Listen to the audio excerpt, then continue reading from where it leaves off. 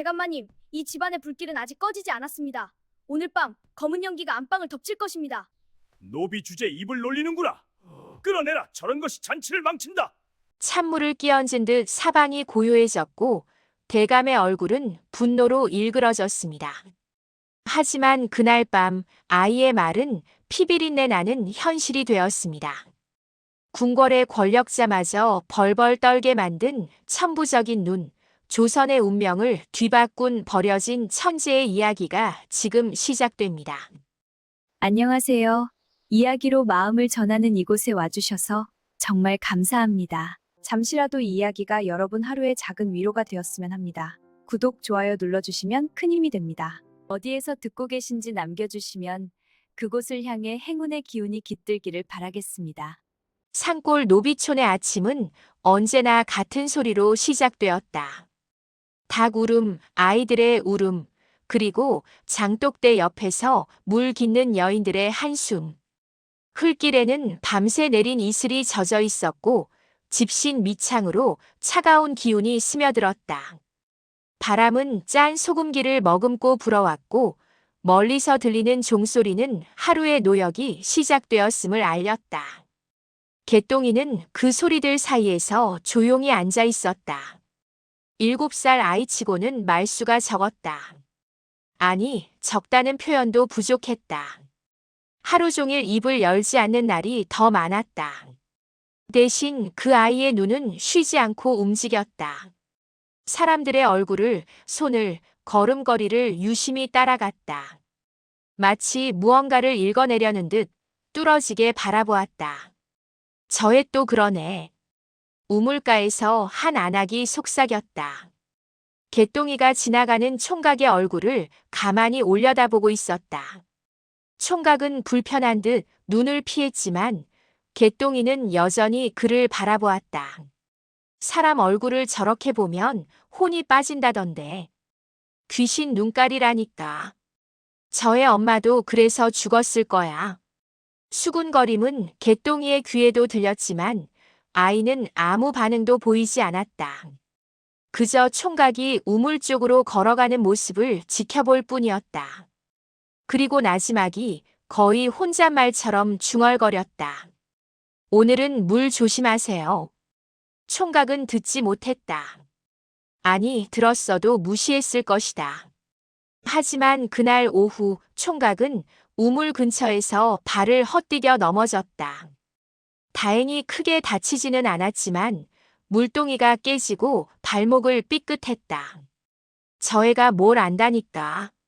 소문은 그렇게 퍼졌다. 개똥이가 미리 알았다는 소문. 귀신이 씌었다는 소문. 사람의 운명을 본다는 소문. 아이들은 더 심했다. 귀신 눈깔. 돌멩이가 날아왔다. 개똥이는 피하지 않았다. 어깨에 맞고 등에 맞고 한 번은 이마에도 맞았다. 피가 흘렀지만 울지 않았다. 그저 돌을 던진 아이들을 차례로 바라볼 뿐이었다. 왜 안 울어? 정말 귀신 맞네. 서당에 다니는 한 아이가 일부러 얼굴을 찌푸리며 다가왔다. 이건 못 보지? 내가 언제 죽는지. 아이들이 낄낄거렸다. 개똥이는 여전히 말이 없었다. 다만 그 아이의 얼굴을 너무 오래 바라보았다. 서당 아이의 웃음이 조금씩 사그라들었다. 뭔가 불편한 기분이 들었다. 마치 자신의 속이 다 들여다보이는 것 같은. 뭘 봐. 아이가 소리쳤지만 개똥이는 그제야 고개를 돌렸다. 그리고 터벅터벅 집으로 돌아갔다. 밤이 되었다. 개똥이의 집이라고 하기엔 초라한 움막에는 불빛도 제대로 들어오지 않았다. 어머니는 없었다. 언제 죽었는지도 정확히 기억나지 않았다. 다만 차가운 손, 마른 입술, 그리고 살아라는 마지막 말만이 희미하게 남아있었다. 개똥이는 찬밥 한 덩이를 입에 넣으며 생각했다. 사람들의 얼굴이 다르게 보인다. 무엇이 다른지는 말로 설명할 수 없었다. 하지만 어떤 사람의 얼굴에는 그림자가 드리워져 있었고 어떤 사람의 눈에는 빛이 흔들렸다. 그 흔들림이 무엇을 의미하는지 개똥이는 알 것 같기도 하고 모를 것 같기도 했다. 귀신의 씨라. 아이는 그 말을 되뇌었다. 자신을 그렇게 부르는 사람들의 목소리가 귓가에 맴돌았다. 며칠 뒤 마을의 유지 한 명이 우물가에 나타났다. 조 대감댁에서 생일 잔치를 연다더군. 노비들도 손님 접대에 나가야 할 게야. 사람들은 웅성거렸다. 조원경. 이 지역에서 가장 높은 벼슬을 지닌 양반. 그의 집안 잔치라면 규모가 어마어마할 것이었다. 개똥이도 가야 하나? 애가 뭘 하겠어. 그냥 데려가서 심부름이나 시켜야지. 개똥이는 아무 말도 하지 않았다. 하지만 그날 밤 아이는 꿈을 꾸었다. 붉은 초롱이 걸린 큰 대문, 그 안에서 들리는 웃음소리, 그리고 그 웃음 뒤에 숨겨진 무언가 차갑고 날카로운 기운. 며칠 뒤 개똥이는 다른 노비들과 함께 수레에 실려 조원경의 저택으로 향했다. 대문 앞에 섰을 때 개똥이는 올려다보았다. 크고 위압적인 기와집. 붉은 초롱불이 바람에 흔들렸고 안에서는 북소리가 울려 퍼졌다. 사람들의 웃음소리, 술잔 부딪히는 소리, 풍물패의 흥겨운 가락. 하지만 개똥이의 등골에는 서늘한 기운이 흘렀다. 무언가 잘못되었다. 아직 무엇인지는 몰랐지만 이 집 안에는 무언가 단단히 잘못된 것이 도사리고 있었다. 아이는 천천히 대문을 넘어섰다. 조원경의 저택은 불야성이었다. 붉은 초롱불이 처마마다 걸려 있었고 마당에는 비단 옷을 입은 손님들이 가득했다. 술상은 끝없이 이어졌고 풍물패는 쉬지 않고 장구를 쳤다. 기생들의 웃음소리가 밤하늘로 퍼져나갔고 종들은 쉴 틈 없이 접시를 나르고 술병을 채웠다. 개똥이는 주방과 마당을 오가며 빈 그릇을 날랐다.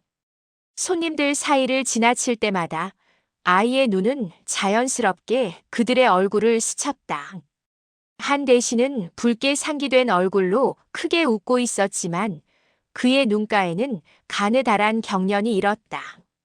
옆에 앉은 상인은 공손하게 웃으며 술잔을 올렸지만 손가락 끝이 미세하게 떨렸다. 개똥이는 멈칫했다. 야, 왜 서 있어? 빨리 나르지 못해. 주방 안악의 호통에 아이는 황급히 걸음을 옮겼다. 하지만 가슴속 어딘가에서 불편한 감각이 맴돌았다. 주방은 더 분주했다. 김이 모락모락 피어오르는 솥 앞에서 종들이 땀을 뻘뻘 흘리며 음식을 담아냈다. 그 틈에서 수군거리는 소리가 들렸다. 요즘 대감댁 분위기가 심상치 않다던데. 쉿, 조용히 해. 누가 들으면 어쩌려고.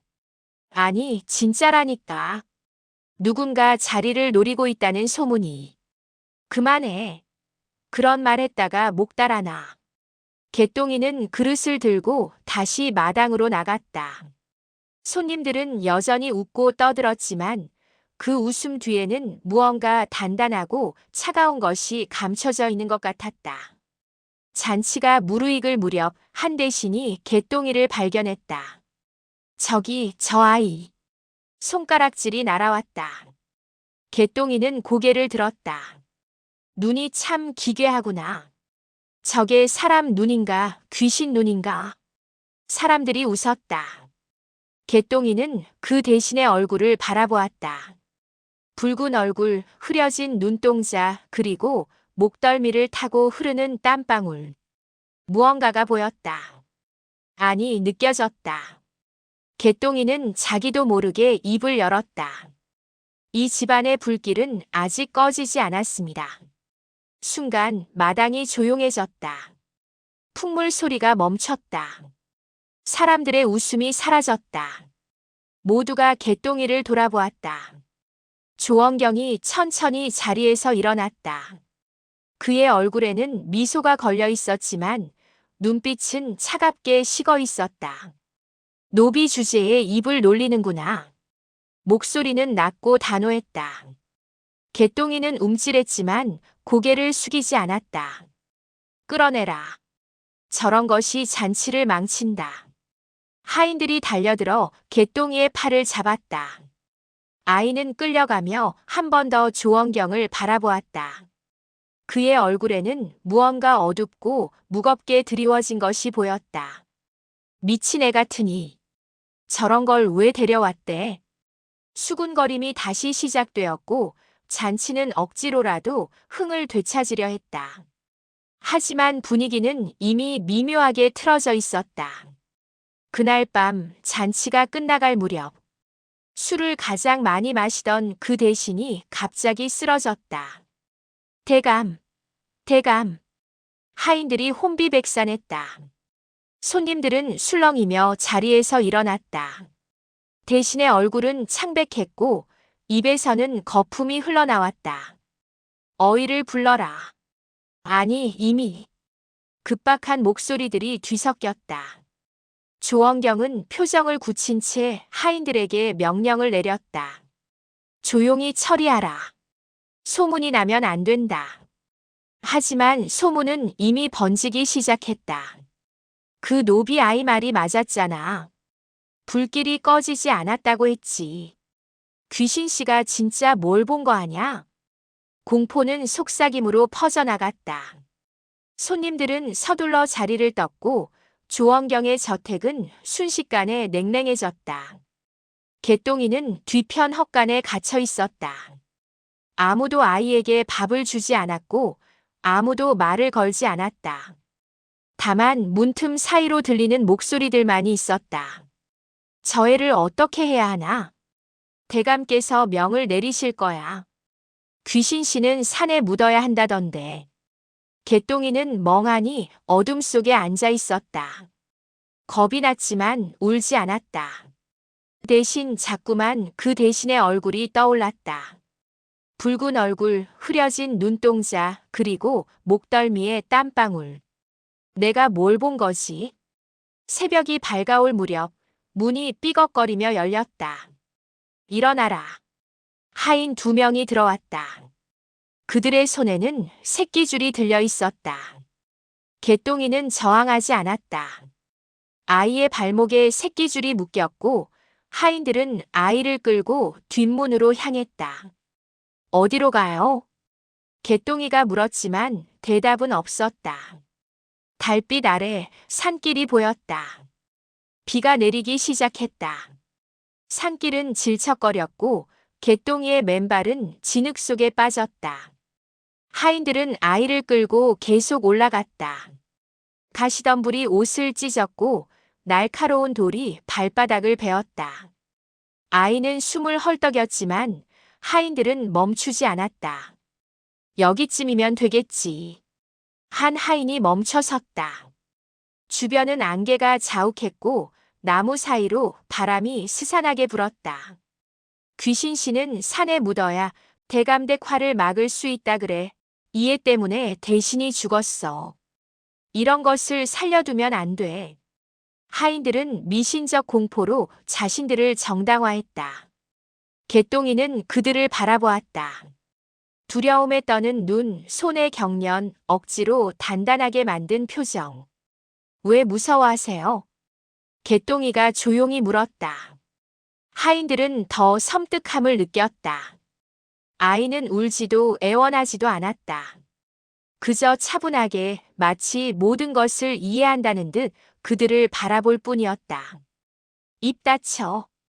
한 하인이 소리쳤고 개똥이를 바위 아래로 밀어냈다. 아이는 구르며 떨어졌고 축축한 땅바닥에 쓰러졌다. 이제 됐어. 가자. 하인들은 황급히 산을 내려갔다. 그들의 발소리가 점점 멀어지고 개똥이는 홀로 남겨졌다.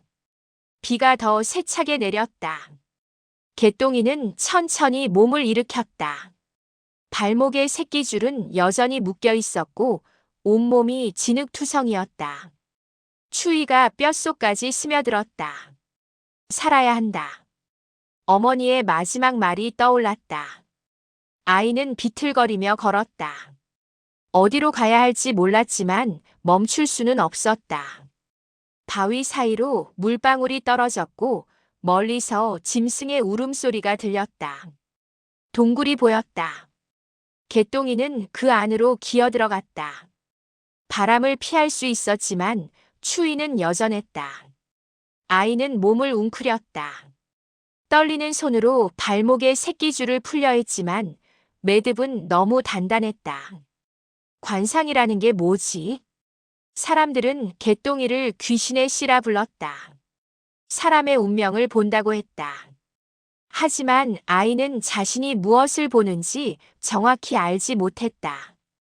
다만 사람들의 얼굴이 다르게 보였고 그 속에서 무언가를 느낄 뿐이었다. 나는 왜 이런 걸까? 밤이 깊어갔다. 개똥이는 지쳐 쓰러졌다.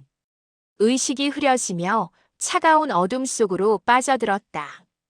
그때 횃불빛이 스쳤다. 여기 누가 있나? 낯선 목소리였다. 개똥이는 눈을 뜨려 했지만 몸이 말을 듣지 않았다. 횃불빛이 가까워졌다가 다시 멀어졌다. 날 찾으러 온 건가? 하지만 발소리는 지나쳐갔다. 실망이 밀려왔다. 역시 아무도 없구나. 개똥이는 다시 눈을 감았다. 이대로 끝일지도 몰랐다. 하지만 새벽녘 다시 발자국 소리가 들렸다. 이번에는 달랐다. 느리고 신중했다.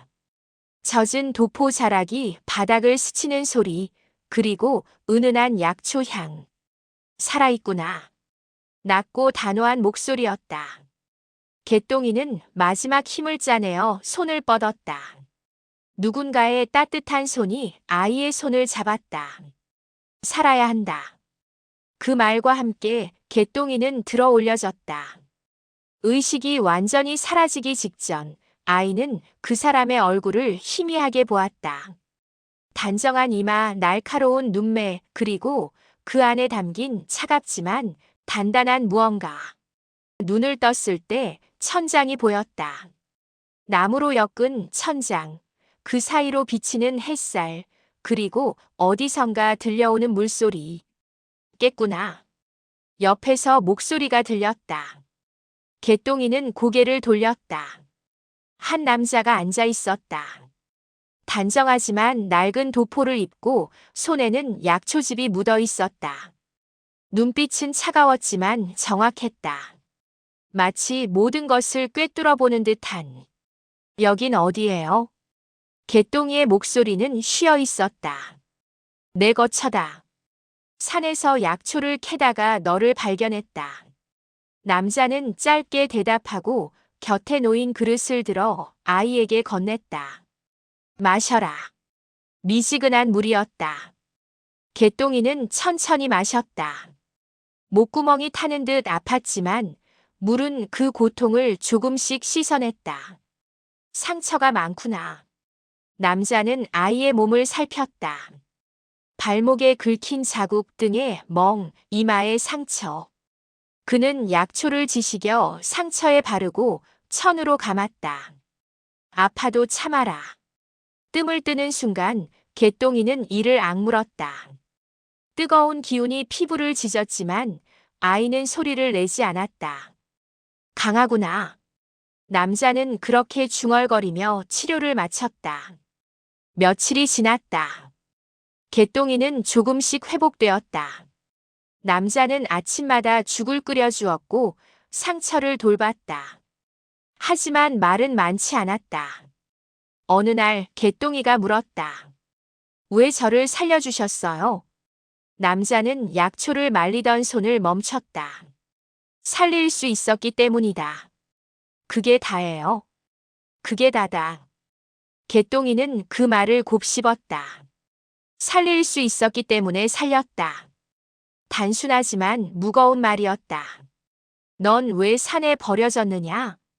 남자가 물었다. 개똥이는 잠시 망설이다 대답했다. 사람들이 제가 귀신의 씨라고 했어요. 사람의 얼굴을 보면 뭔가 보인다고. 무엇이 보이는데? 모르겠어요. 그냥 다르게 보여요. 남자는 아이의 눈을 들여다보았다. 오랫동안 말없이. 쓸데없는 말은 화를 부른다. 그가 단호하게 말했다. 내가 본 것을 함부로 입에 담지 마라. 그것은 칼이 될 수 있다. 개똥이는 고개를 끄덕였다.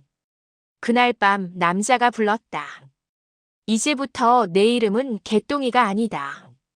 아이는 고개를 들었다. 윤혜. 허락된 바다처럼 큰 그릇이 되어라. 개똥이는 아니, 윤혜는 그 이름을 입안에서 굴렸다. 윤혜. 처음 듣는 이름이었지만 낯설지 않았다. 감사합니다. 윤혜의 눈에 눈물이 고였지만 흘러내리지는 않았다. 대신 입가에 미소가 번졌다. 남자의 표정이 아주 잠깐 흔들렸다.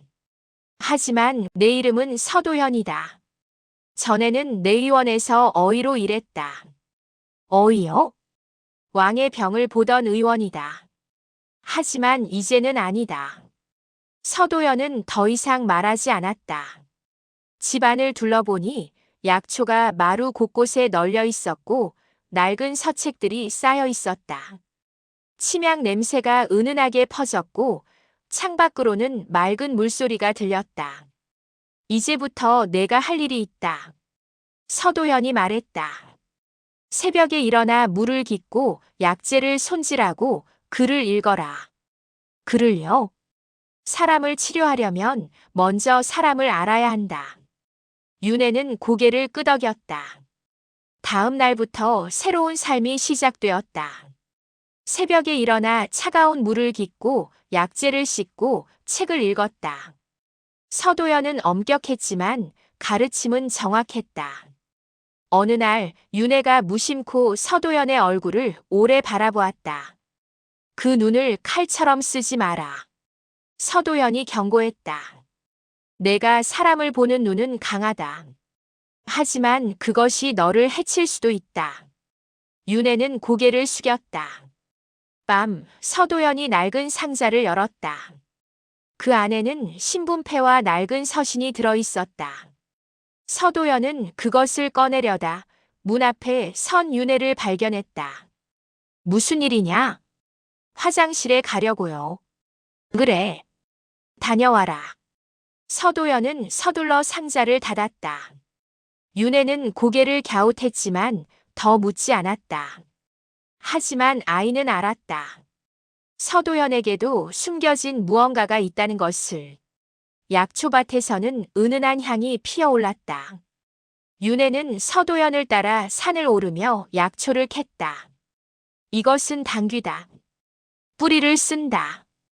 이것은 천궁. 두통과 어지럼증에 쓴다. 환기는 기운을 보한다. 하지만 열이 있는 자에게는 쓰지 마라. 서도현의 가르침은 간결했지만 정확했다. 윤혜는 하나하나 외우며 손으로 직접 만졌다. 약초의 결, 향, 색깔. 모든 것이 다르게 느껴졌다. 여름이 되었다. 폭우가 쏟아지는 날 산사태가 일어났다. 마을 사람 하나가 나무에 깔려 다리가 부러졌다. 스승님, 사람이 다쳤어요. 윤혜가 급히 달려왔다. 서도현은 침착하게 약상자를 들고 나섰다. 뼈가 부러졌다. 바로 맞춰야 한다. 서도현은 상처를 살피고 부러진 뼈를 정확하게 맞췄다.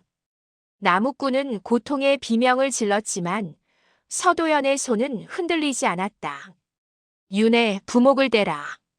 윤혜는 떨리는 손으로 부목을 댔다. 서도현이 천으로 단단히 감았다. 이제 움직이지 마라. 한 달은 쉬어야 한다. 나무꾼은 눈물을 흘리며 고개를 숙였다. 고맙습니다, 어이님. 그날 밤 윤혜가 물었다. 사람을 치료할 때 무섭지 않으세요? 무섭다. 서도현이 대답했다. 실수하면 사람이 죽는다. 하지만 두려워서 손을 놓으면 그것이 더 큰 죄다. 윤혜는 그 말을 가슴에 새겼다. 가을이 왔다.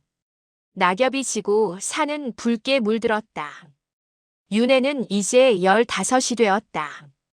키가 훌쩍 자랐고 목소리도 낮아졌다. 어느 날 마을에서 산모가 출산 후 고열에 시달렸다. 가족들은 산후풍이라며 무당을 불렀지만 증상은 악화되었다. 어이님, 제발 좀 봐주세요. 서도현과 윤혜가 달려갔다. 산모는 온몸에 땀을 흘리며 정신을 잃어가고 있었다. 산후풍이 아니다. 감염이다.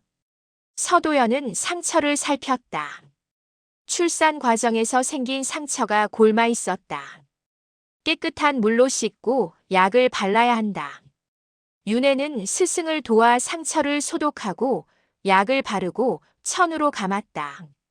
밤새 산모 곁을 지켰다. 새벽이 되자 산모의 열이 내렸다. 살았습니다. 정말 살았어요. 가족들은 울며 절을 했다.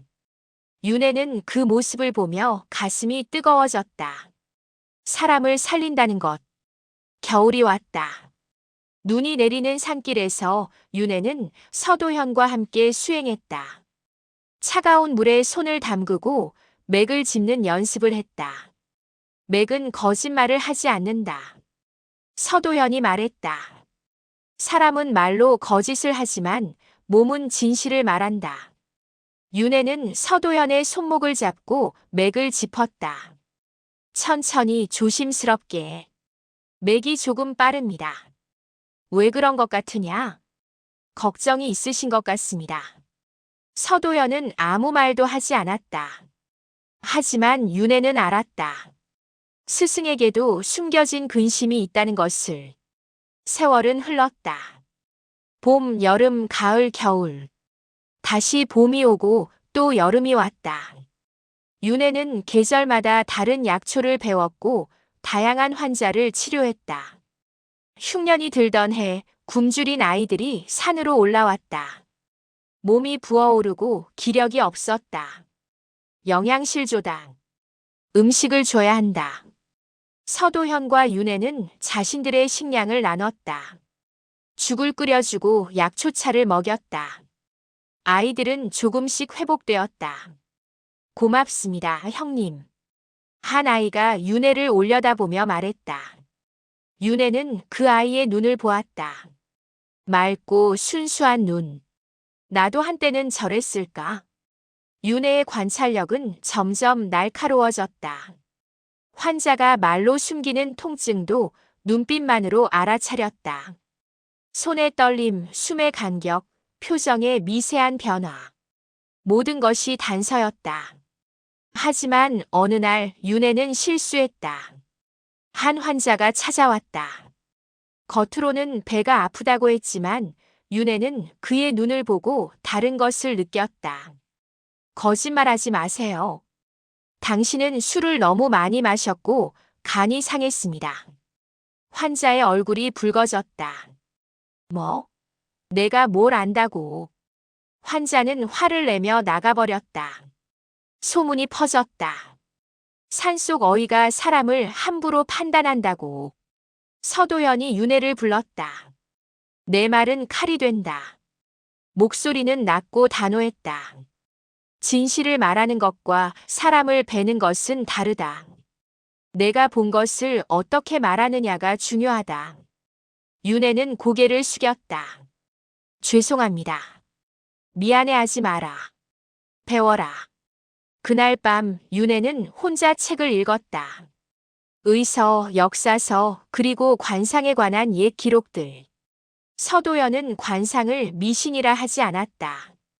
대신 관찰의 기술이라 불렀다. 사람의 얼굴에는 그 사람의 삶이 새겨진다. 너는 그것을 읽을 수 있다. 하지만 읽는 것과 판단하는 것은 다르다. 윤혜는 그 말을 되뇌며 밤하늘의 별을 보았다. 별들은 제자리에서 빛나고 있었다. 나는 왜 이 능력을 가진 걸까? 어느 날 마을에서 소식이 들려왔다. 조원경 대감이 더 높은 벼슬에 올랐대요. 이제는 한양에서도 손꼽히는 권세가라던데. 윤혜의 가슴 속에서 무언가가 꿈틀거렸다. 자신을 산에 버린 그 사람 조원경. 복수하고 싶었다. 하지만 서도연의 가르침이 떠올랐다. 원하는 독이다. 내 안에 품으면 너부터 썩는다. 윤혜는 주먹을 쥐었다가 천천히 펴냈다. 아직은 아니다. 15년이 흘렀다. 윤혜는 이제 22살이 되었다. 의술은 스승의 버금 같고 사람을 보는 눈은 더욱 깊어졌다. 어느 날 서도연이 말했다. 이제 너는 세상으로 내려갈 때다. 윤혜는 고개를 들었다. 왜요? 사람을 살리는 눈은 산속에만 있어서는 안 된다. 서도연은 낡은 상자를 꺼냈다. 그 안에는 신분패와 서신이 들어있었다. 이것을 가지고 한양으로 가라. 이게 뭔데요? 때가 되면 알게 될 것이다. 윤혜는 상자를 받아들었다. 무거웠다. 저는 준비가 된 걸까요? 서도연은 윤혜의 어깨에 손을 얹었다. 준비된 사람은 없다. 다만 나아가는 사람만이 있을 뿐이다. 한양의 대문 앞에 섰을 때 윤혜는 숨이 막혔다. 사람들이 넘쳐났다. 비단 옷을 입은 양반, 짐을 나르는 상인, 구걸하는 아이들. 온갖 냄새가 뒤섞였다. 음식, 땀, 말똥, 그리고 권력의 냄새. 소음도 압도적이었다. 외치는 소리, 웃음소리, 말발굽 소리. 윤혜는 잠시 멈춰 서서 숨을 고르며 귀를 막았다. 이곳이 한양인가? 15년 만에 내려온 세상은 낯설었다. 윤혜는 천천히 거리를 걸었다. 사람들의 얼굴이 스쳤다. 누군가는 웃고 있었지만 눈은 슬펐고 누군가는 화를 내고 있었지만 속은 두려워 보였다. 모두 무언가를 숨기고 있구나. 그때 말발굽 소리가 들렸다. 비켜라. 대감 행차시다. 사람들이 황급히 길 양옆으로 비켰다. 윤혜도 한쪽으로 물러섰다. 말 위에 탄 사람이 보였다. 붉은 관복, 위험 있는 자세, 그리고 차가운 눈빛. 조원경이었다. 윤혜의 심장이 요동쳤다. 15년 전 그 잔치, 그 눈빛, 그리고 산에 버려진 그날 밤. 모든 것이 번개처럼 스쳐 지나갔다. 윤혜의 손이 떨렸다. 주먹을 쥐었다가 다시 펴냈다. 저 사람이. 조원경은 윤혜를 보지도 않았다. 그저 말을 몰아 지나갔다.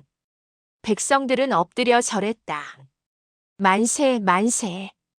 윤혜는 그 모습을 지켜보았다. 권력 저것이 권력이구나. 행차가 지나간 뒤 사람들이 수군거렸다. 조 대감은 정말 대단하시지.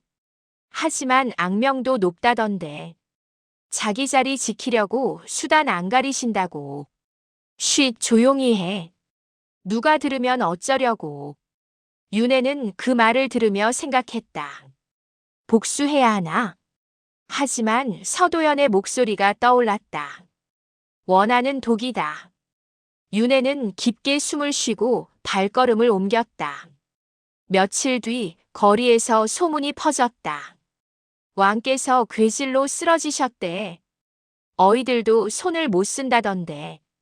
이러다 나라가 어찌 되는 거 아냐? 사람들은 불안에 떨었다.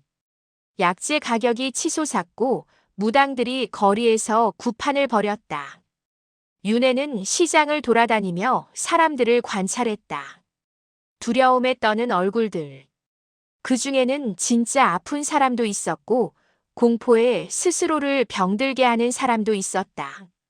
한 노인이 길바닥에 쓰러져 있었다. 누가 좀 도와주세요. 하지만 사람들은 피해갔다. 괴질이 옮을까 두려워한 것이다. 윤혜는 다가갔다. 어르신 괜찮으세요? 노인의 맥을 짚었다. 괴질이 아니었다. 탈진과 영양실조였다. 물 좀 주세요. 윤혜는 자신의 물통을 꺼내 노인에게 마시게 했다. 천천히 조금씩. 노인이 눈을 떴다. 고맙소. 천천히 일어나세요. 윤혜는 노인을 일으켜 그늘로 옮겼다. 그 모습을 본 한 사람이 다가왔다. 당신은 의원이요? 네. 왕께서 병이 나셨다는데 혹시 제가 뭘 할 수 있겠습니까? 저는 그저 산속 의원일 뿐입니다. 윤혜는 고개를 저었다. 하지만 가슴 속에서는 무언가가 꿈틀거렸다. 왕의 병 진짜 괴질일까? 그날 밤 윤혜는 작은 여관에 묵었다. 서도현이 준 상자를 열어보았다. 신분패에는 내의원 수석어에 서도현이라는 글자가 새겨져 있었다. 스승님이 왜 이걸 주신 거지? 서신도 있었다. 하지만 봉인이 되어 있어 열지 못했다. 때가 되면 알게 될 것이다. 창밖으로 한양의 밤이 보였다.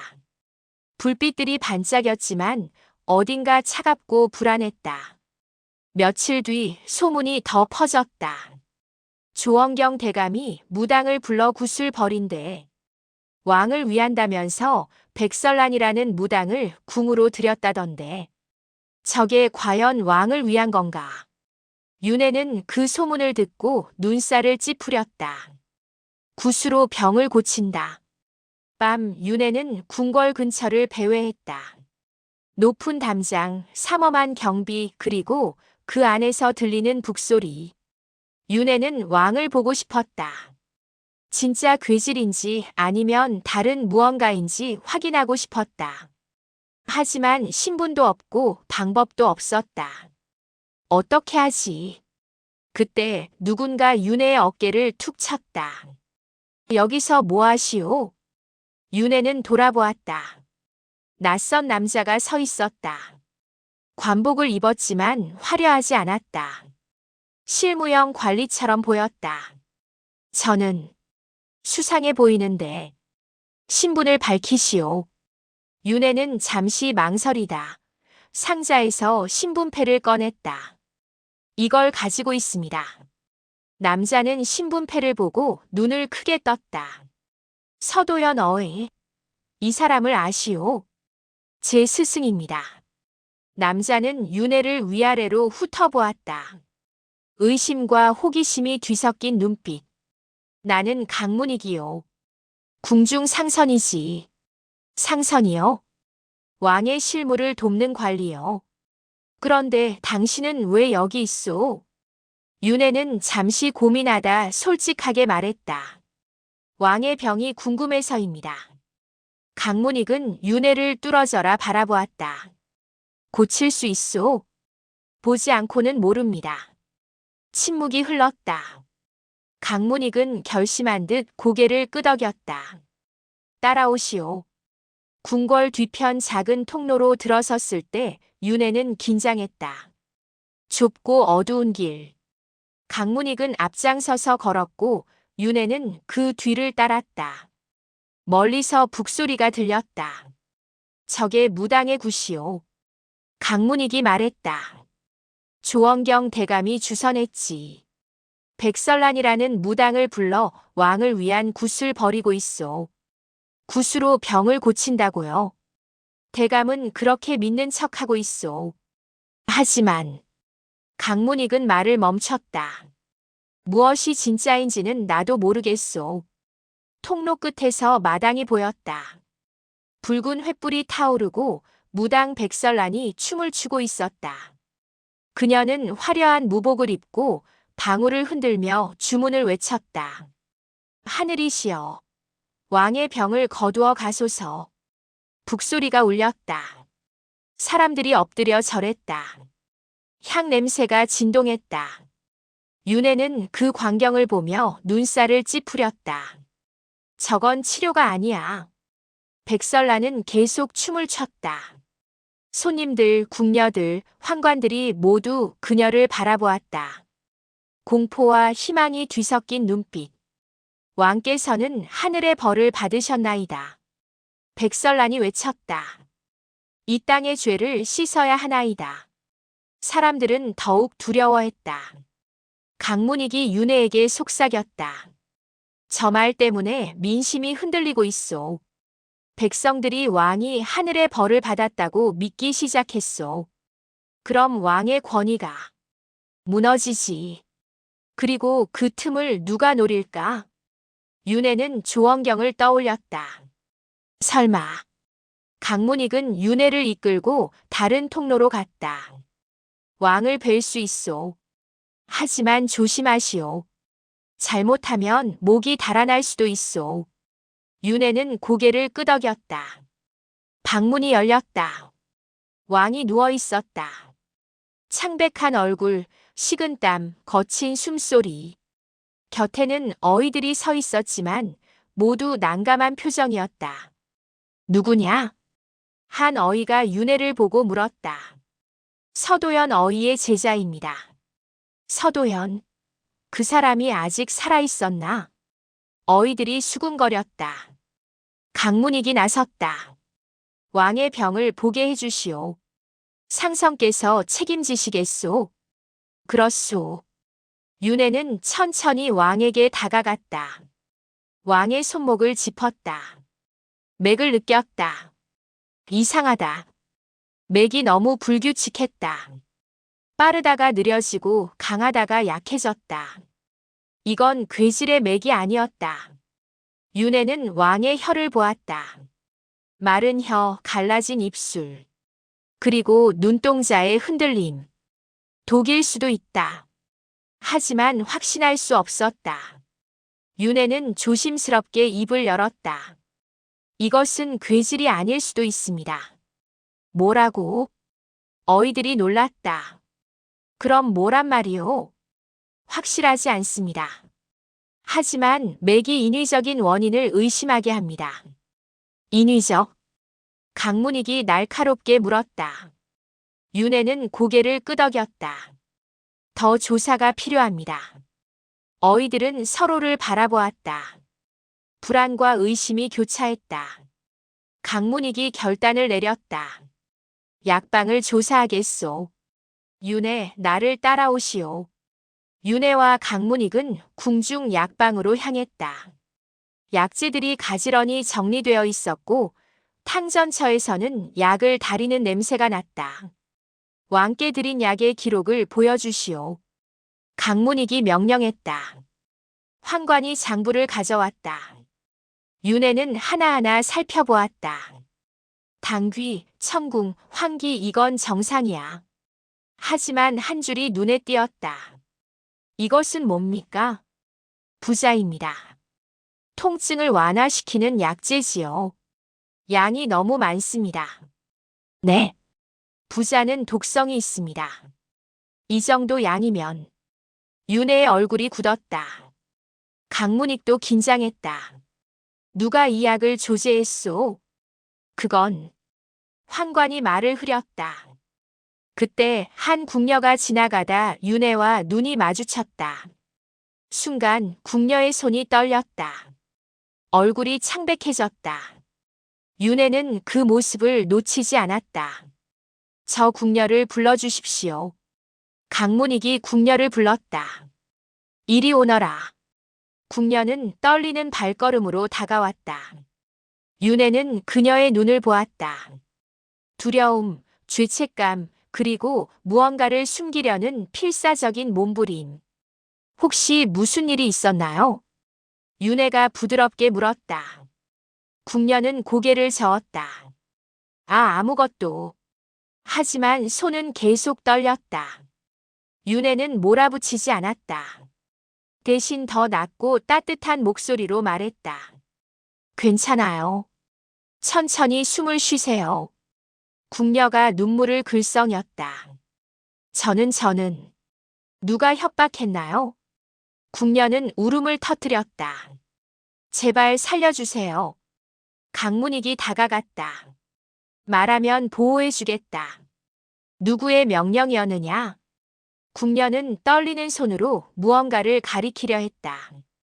그때 밖에서 구세 북소리가 더 크게 울렸다. 백설란의 목소리가 들렸다. 하늘의 뜻이 이루어지리라. 윤혜는 창밖을 바라보았다. 붉은 불빛 속에서 조원경의 그림자가 어른거렸다. 모든 것이 연결되어 있구나. 궁녀가 마침내 입을 열었다. 저는 협박을 받았습니다. 약에 뭔가를 넣으라고. 누구에게? 궁녀는 떨리는 손으로 품속에서 작은 천 조각을 꺼냈다. 거기에는 문양이 새겨져 있었다. 윤혜는 그 문양을 보고 숨이 멎었다. 조원경 집안의 문양이었다. 윤혜는 천 조각을 들여다보았다. 조원경 집안의 문양. 학과 소나무가 새겨진 그 선명한 표식. 강문익의 얼굴이 굳었다. 이것이 정말 조원경 대감의. 확실합니다. 윤혜가 말했다. 이 문양은 제가 15년 전 본 적이 있습니다. 궁녀는 바닥에 주저앉아 울었다. 제발 저를 살려주세요. 저는 시키는 대로만 했을 뿐입니다. 무엇을 넣었느냐? 강문익이 다그쳤다. 모르겠습니다. 그냥 작은 봉지를 주면서 왕의 약에 섞으라고. 언제부터? 2달 전부터입니다. 윤혜는 계산했다. 왕이 병에 걸린 시기와 정확히 일치했다. 그 봉지는 어디 있느냐? 이미 다 썼습니다. 강문익은 주먹을 쥐었다. 하지만 감정을 억누르고 침착하게 말했다. 지금부터 너는 보호받을 것이다. 하지만 진실을 숨기면 안 된다. 궁녀는 고개를 끄덕이며 계속 울었다. 윤혜는 강문익을 돌아보았다. 약방을 더 조사해야 합니다. 그렇게 하시오. 2 사람은 약방의 구석구석을 살폈다. 약재 목록, 도장, 출입 기록. 윤혜는 한 장부를 발견했다. 이것 좀 보세요. 장부에는 약재 반입 기록이 적혀 있었다. 하지만 한 항목이 이상했다. 부자 3량, 이건 너무 많습니다. 보통은 얼마나 쓰오? 기껏해야 1량입니다. 3량은 과다 복용이고 지속적으로 먹으면 독이 된다. 네. 강문익은 장부를 꼼꼼히 살폈다. 반입 기록에 도장이 찍혀 있어. 이것은 도장을 보니 궁중 약방의 정식 도장이었다. 하지만 그 옆에 작은 글씨가 보였다. 조가문 헌납. 윤혜와 강문익은 서로를 바라보았다. 조원경이 직접 약재를 헌납했다는 뜻이오. 그렇게 보입니다. 왕을 위한다는 명목으로 독을 넣었다는 말이오. 윤혜는 고개를 끄덕였다. 하지만 아직 확실하지 않습니다. 부자 자체는 정상적인 약재입니다. 다만 양이 문제일 뿐이죠. 그럼 어떻게 증명하오? 왕의 증상을 더 세밀하게 관찰해야 합니다. 2 사람은 다시 왕의 침전으로 향했다. 왕은 여전히 누워 있었다. 윤혜는 다시 맥을 짚었다. 이번에는 더 오래, 더 집중해서 맥의 빠르기, 강도, 리듬. 모든 것을 기억했다. 식은땀이 많고 맥이 불규칙합니다. 그리고 윤혜는 왕의 손톱을 보았다. 미세하게 파랗게 변해 있었다. 이것은 부자 중독의 징후입니다. 어이들이 웅성거렸다. 확실하오? 100%는 아닙니다. 하지만 가능성이 매우 높습니다. 그럼 어떻게 해야 하오? 우선 부자를 중단하고 해독 처방을 해야 합니다. 윤혜는 즉시 처방을 적었다. 감초, 녹두, 꿀물. 그리고 맑은 물을 많이 드셔야 합니다. 어이들은 반신반의했지만 강문익의 명령에 따라 움직였다. 윤혜는 밤새 왕 곁을 지켰다. 해독 처방을 다려 한 숟가락씩 먹였다. 왕은 힘겹게 삼켰다. 새벽이 되자 왕의 맥이 조금씩 안정되기 시작했다. 식은땀이 줄었고 숨소리가 고르게 돌아왔다.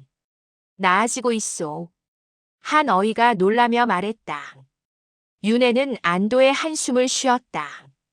아직 완전하지 않습니다. 며칠은 더 지켜봐야 합니다. 강문익이 윤혜의 어깨를 두드렸다. 잘했소. 하지만 윤혜는 알고 있었다. 이것은 시작일 뿐이라는 것을. 그날 밤 강문익과 윤혜는 은밀히 만났다. 증거를 모았소. 하지만 조원경을 고발하려면 더 확실한 것이 필요하오. 무엇이 필요합니까? 증인과 물증. 그리고 용기. 강문익은 잠시 망설이다 말했다. 조원경은 권세가 막강하오. 자칫하면 우리 모두 목이 달아날 수 있소. 윤혜는 고개를 끄덕였다. 하지만 해야 합니다. 왕을 살리기 위해서라도. 왕을 살린다. 강문익은 윤혜를 오래 바라보았다. 당신은 복수를 원하지 않소? 윤혜는 잠시 침묵했다. 15년 전 저는 조원경에게 버림받았습니다. 그래서 복수하고 싶었습니다. 하지만 스승님께서 말씀하셨습니다. 사람을 살리는 눈은 사람을 해치지 않는다고. 그래서 복수를 포기했소. 아닙니다. 윤혜가 말했다. 복수는 하겠습니다. 하지만 제 방식으로. 진실을 밝혀서 정의로. 강문익은 미소를 지었다. 당신은 스승을 닮았소. 그때 밖에서 소리가 들렸다. 무당의 굿이 더 커지고 있습니다. 두 사람은 창밖을 내다보았다. 백설란의 구판이 더욱 과격해지고 있었다. 불길이 치솟고 북소리가 미친 듯이 울렸다. 왕의 병은 하늘의 뜻이니라. 백설란이 외쳤다. 새로운 지도자가 필요하니라. 사람들이 동요했다. 새로운 지도자? 그게 무슨 말이냐? 설마 역모를 꾀하는 건가? 윤혜는 이를 악물었다.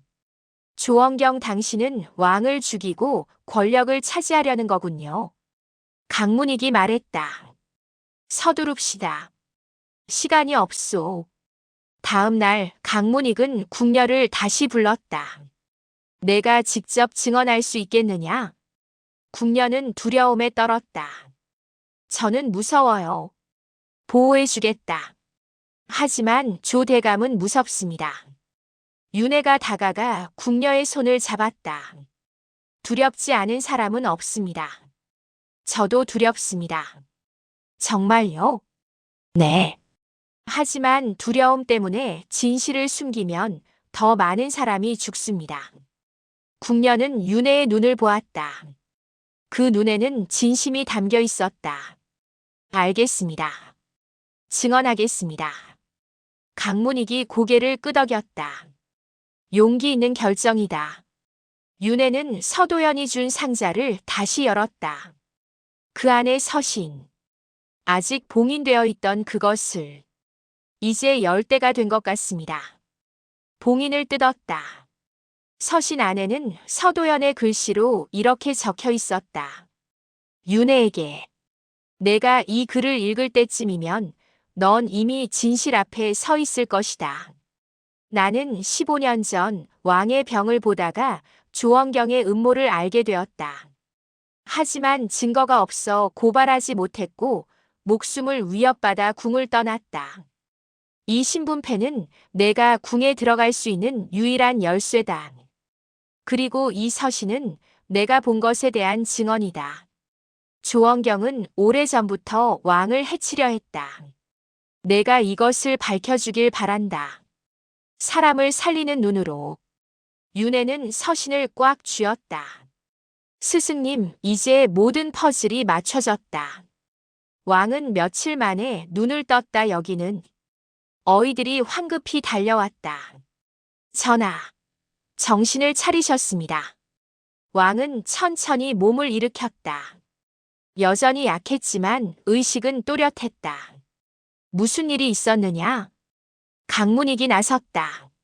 전하, 아뢰옵기 황공하오나 전하께서는 독살 위기에 처해 계셨습니다. 뭐라고? 왕의 얼굴이 굳었다. 누가 감히 증거를 모았사옵니다. 그리고 증인도 있사옵니다. 강문익은 윤회와 궁녀를 왕 앞으로 데려왔다. 궁녀는 떨리는 목소리로 증언했다. 주 조원경 대감의 사람이 저를 협박했습니다. 약에 무언가를 넣으라고. 왕의 눈빛이 차갑게 변했다. 조원경이라고? 윤회가 장부와 서신을 올렸다.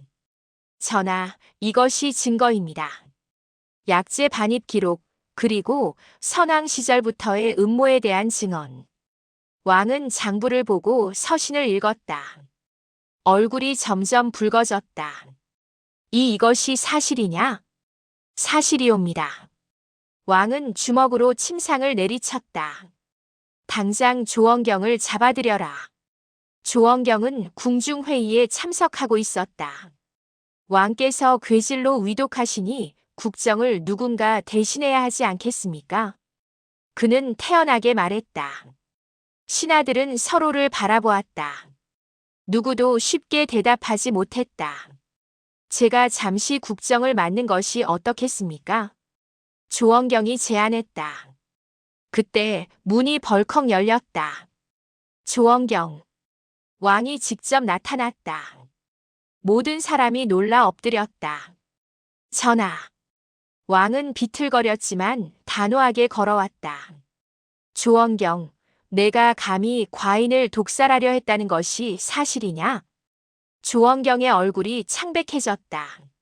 전하, 그것은 오해이옵니다. 오해? 왕은 장부를 내던졌다. 이것이 오해냐?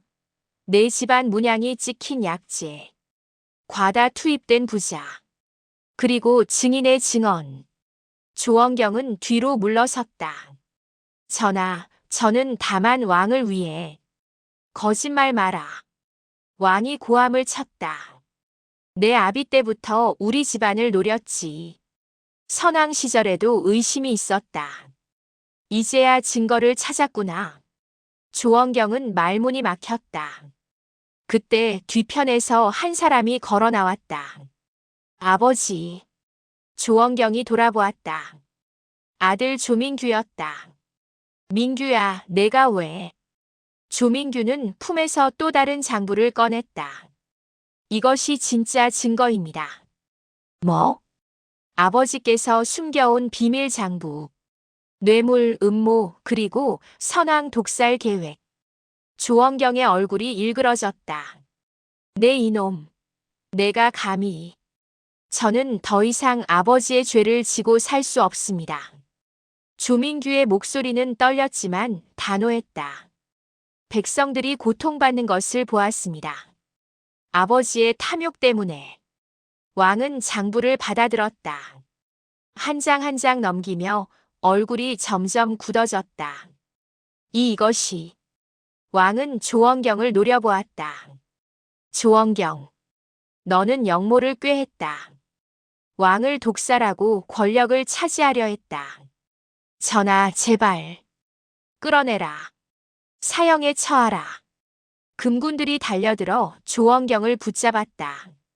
전하. 전하. 조원경이 발버둥쳤지만 소용없었다. 그는 끌려가며 윤회를 보았다. 너는. 윤회는 조용히 그를 바라보았다. 15년 전 산에 버린 그 아이입니다. 조원경의 눈이 커졌다. 개똥이 내가. 제 이름은 윤회입니다. 조원경은 비명을 지르며 끌려갔다. 백설란도 도망치려 했지만 금군에게 붙잡혔다. 저는 시키는 대로만 했을 뿐입니다. 조용히 하거라. 백설란은 끌려가며 울부짖었다. 하늘이 벌을 내릴 것입니다. 하지만 아무도 듣지 않았다. 궁 안은 혼란스러웠지만 동시에 안도의 한숨이 퍼졌다. 왕께서 살아나셨다. 영모가 밝혀졌다. 정의가 이루어졌다.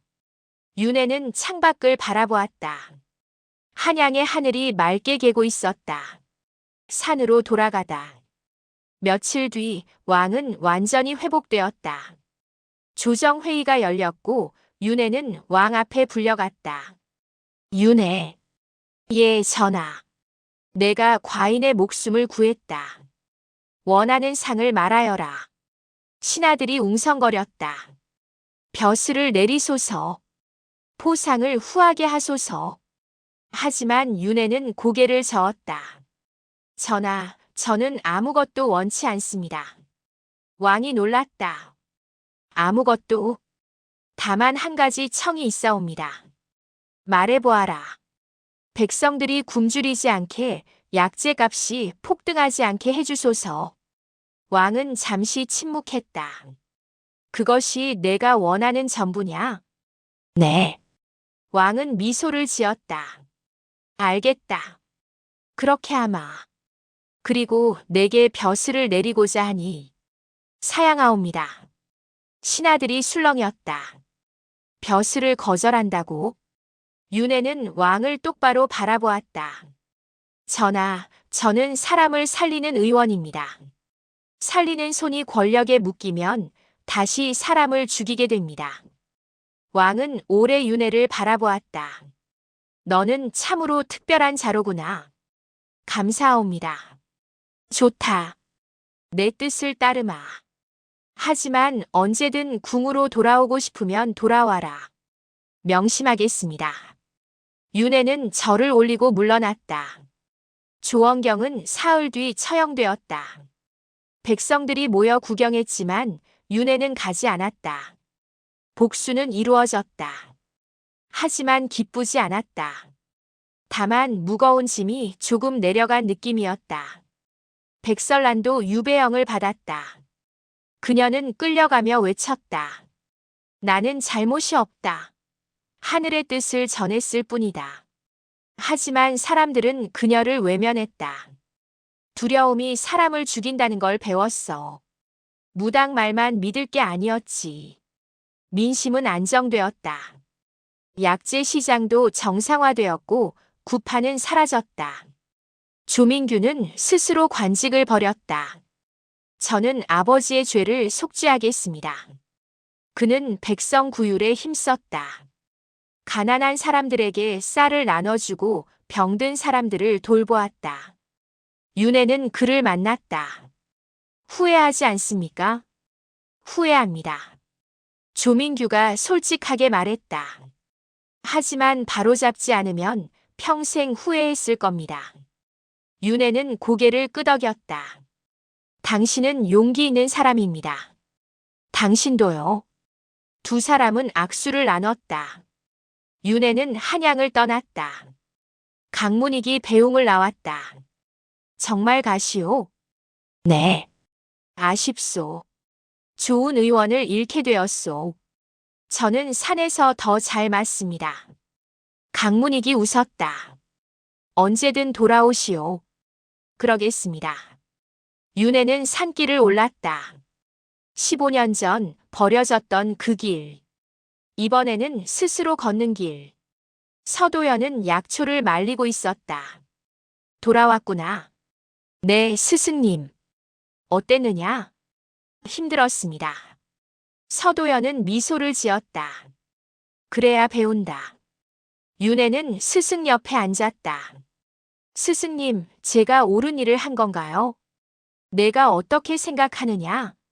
모르겠습니다. 복수를 했지만 기쁘지 않습니다. 서도연이 말했다. 복수는 원래 그런 것이다. 끝나도 공허하다. 그럼 왜 했어야 했나요? 정예 때문이다. 그리고 앞으로 나아가기 위해서. 윤회는 고개를 끄덕였다.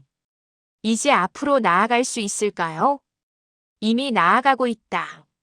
서도연이 윤회의 어깨를 두드렸다. 그날 밤 눈이 내렸다.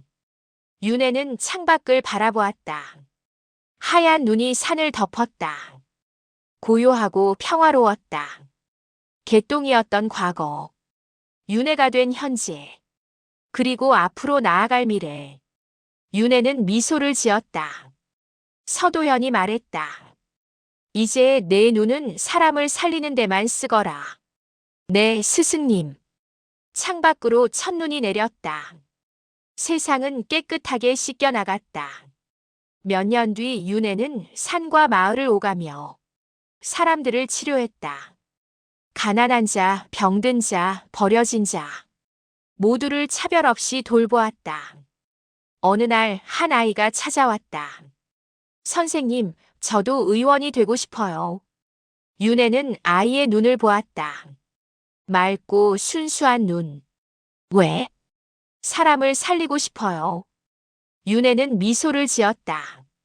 좋다. 가르쳐 주마. 그렇게 새로운 제자가 생겼다. 산속 거처에서는 약초향이 피어올랐고 물소리가 흘렀다. 윤혜는 서도현처럼 다음 세대에게 지혜를 전했다. 마지막 교훈. 운명은 보는 것이 아니라 고치는 것이다. 사람을 살리는 눈은 사람을 해치지 않는다. 탐욕은 드러나 무너지고 진실은 늦어도 반드시 밝혀진다. 탐욕은 드러나 무너지고 진실은 늦어도 반드시 밝혀진다.